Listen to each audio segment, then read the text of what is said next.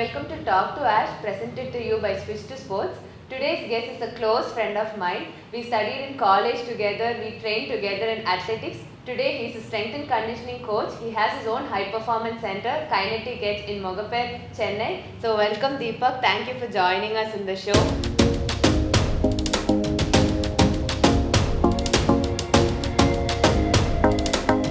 So what do you do? What do you give them as a strength and conditioning coach? So, it's kind of a mix and match for everything. How do you become a strength and conditioning coach? There are like a vast number of courses which have come up in the years so far.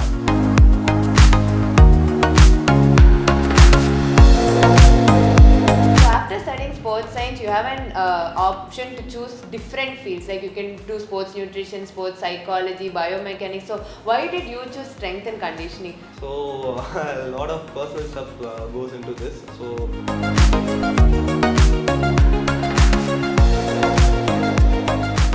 Deepak, I know what you do, but can you tell me more about yourself? hi everyone, I'm Deepak, Sports and Exercise Scientist. So I did my bachelor's from Ramachandra University on Sports and Exercise Sciences. So I was also a former track and field athlete. I used to discipline in decathlon and 400 meters. Quite a bit of connection for my professional sporting career and my bachelor's degree which I did in sports sciences. So that is how it all started, and later on I started Kinetic Edge during the first phase of COVID, I guess, during the first lockdown. So I started it as an online training platform where I started training a few of my friends, a few of my family members as well. So later on, all the way it has transited into an high performance center in this 3 years. So yes, from online class, Kandipur High Performance Center, to build it, it's not a one-man effort. You would need a team with it. So can you tell more about your team? So, initially it was all about just me running the online classes, and so at the first place when I worked in a center in Kerala. So that was about for around 4 months or something. Later on, I came back to Chennai. I worked here in a fitness center. So what happened from there was I was like having a lot of time which I could use it. So what I started doing was I started approaching a few academies outside on my own. So I just went around my house and found out what are the academies which are running professionally. So I found a badminton academy, and from there I got 3 clients. Three athletes I got at the age of 10, 11 and 12. I got them. So what I used to do is I used to take them to a nearby ground where we used to practice athletics, to Nehru Park, and I started taking classes for them over there. And after some time, I got a call from Shankar's dad. Shankar is a badminton player. So I got a call from his dad asking that he wants to take fitness for Shankar and Priyanka. So they both were at the top level. They both were playing at the professional level, and I was super excited at that time. So I just straight away said okay, and then I started training them. So that's when I got into the touch with Shankar and Shankar's family and Fireball. Arvind sir, head of Fireball. All these people got into contact with me. So what happened after that was they gave me the permission to train here in Fireball. So they just let me take classes over there. So I started taking classes here.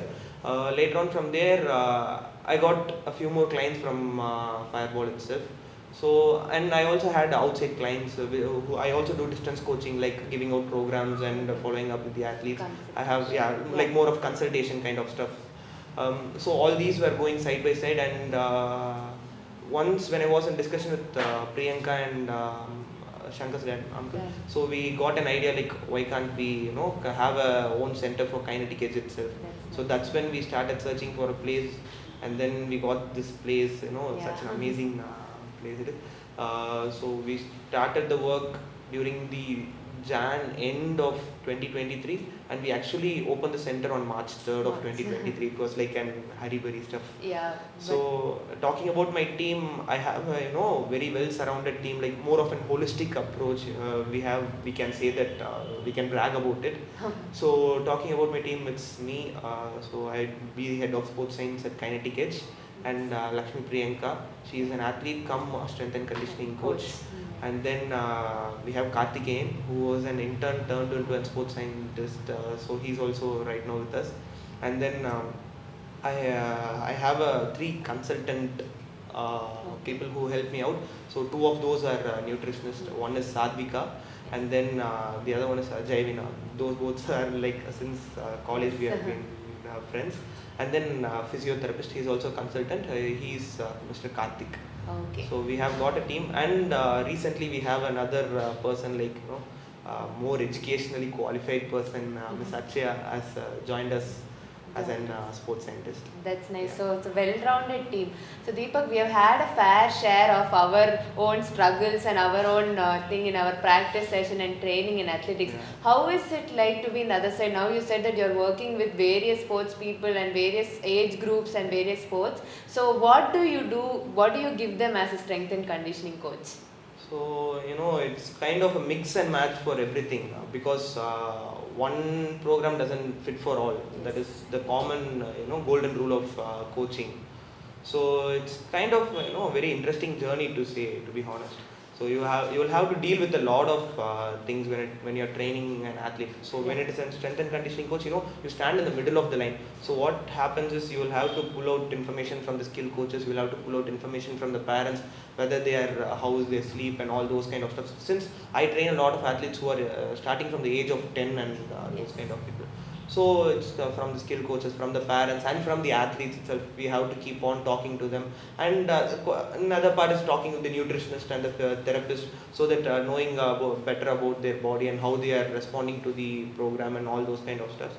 So it's a mix of a lot of things. And then when it comes to structuring a program for the athlete, we look for the seasons and all those kind of stuff. Actually, none of the book-based seasoning patterns work. Those periodization patterns actually didn't work for me. I was at the initial phase when I started training international athletes. I was like, okay, where is this off-season, in-season? I studied a lot about it. I want to, kind of implement all those learnings. Because if you take an international circuit, so approximately the athlete who's completely into the international circuit plays around almost 30 tournaments a year. A year, okay. A year. 30 tournaments in a year. Like what you studied in theory is completely different in practicals, and you had to gain experience through work. So that is especially considering the sport which I handle the most, badminton. So it's a racket-based sport, and it's more of ranking-based. Yes. So when it comes to ranking, all the athletes want to reach a higher ranking, and they have to maintain their rankings as well. So they play a lot of tournaments. They travel a lot. You will have to take online sessions for them when they are outside the country, and they travel to Europe and US. So which are like extreme opposite time zones. So I have taken classes in the middle of the night, like 12 p.m. Okay. So those 12 a.m. Kind of online sessions as well. So you need a flexible working hours as well, and you need to be able to put efforts despite weekends and time zones. It's not more than effort. It's more of the interest which we show to it. So that will automatically convert into the efforts. Yeah. So after studying sports science, you have an option to choose different fields. Like you can do sports nutrition, sports psychology, biomechanics. So why did you choose strength and conditioning? So a lot of personal stuff goes into this. So as you know, me being an athlete, I have faced so many injuries. Yes.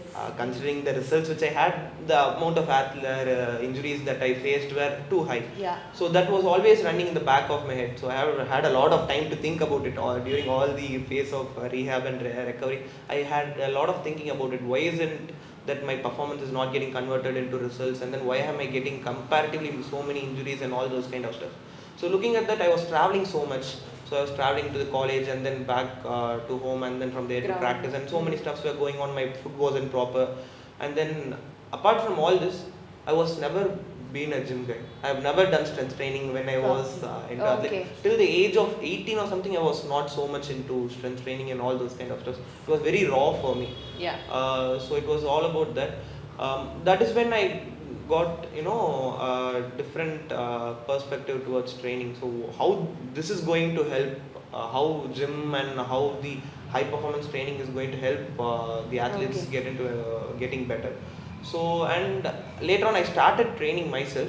I found a lot of changes, which was more exciting, and I was not more of this 9 to 5 type of guy. So I wanted outside environment. I wanted to see physical changes in athletes. Definitely. If an athlete is running in 100 meters, he's running 11.2 seconds.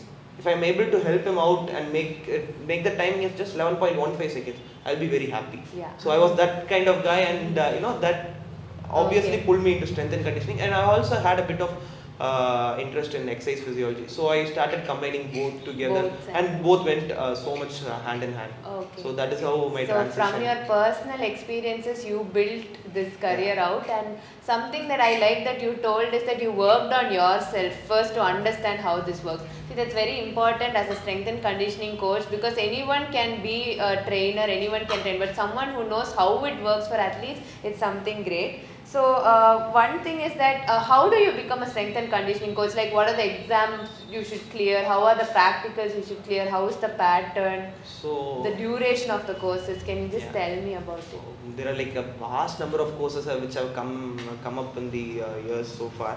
So what I did, personally, how I got into this was I did my bachelor's in sports sciences. So 4 years, which is 3 plus 1 year, 1 year of internship and 3 years of bachelor's degree. So when it comes to bachelor's, it's not going to be more of strength and conditioning oriented. It's going to be how the interest goes on from there. One thing is that the other way is just doing certification and those kind of stuff. So when it comes to certifications, two of the most well-known certifications are NSCA, which is by the National Strength and Conditioning Association.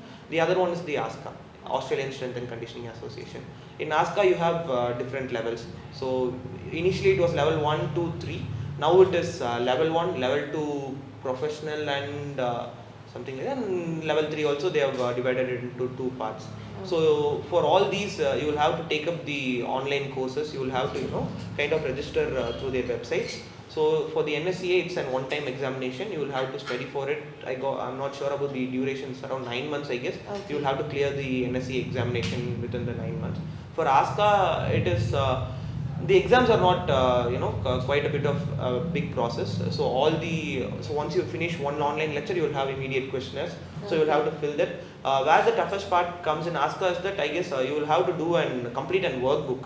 So they will give you a list of workbook based on each chapters.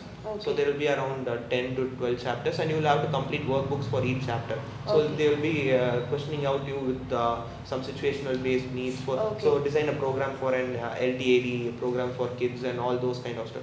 You will have to complete the workbook and you will have to share it with them.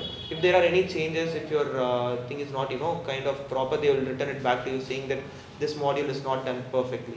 So you have to redo it again. Yeah. When you come to level 2, one more step ahead, you will have to attend an online practical class for 3 days, which happens in JSW Inspired Institute of Sport. And then you will have to do the workbook, apart from which you will also have to submit an research paper.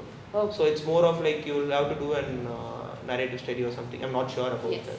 Yes, understood. But yeah, it is a process. So either you can go through degree or certification. All these certifications are more of like sports oriented. Apart from which you have other certificates which are for common, general fitness, personal training, the ACE fitness and all those kind of stuff. Yes. Okay.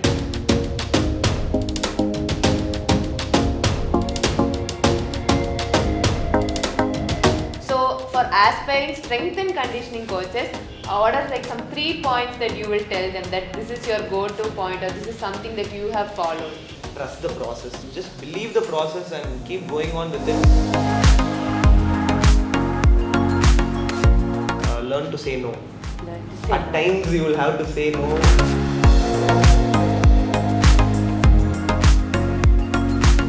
Never settle for something.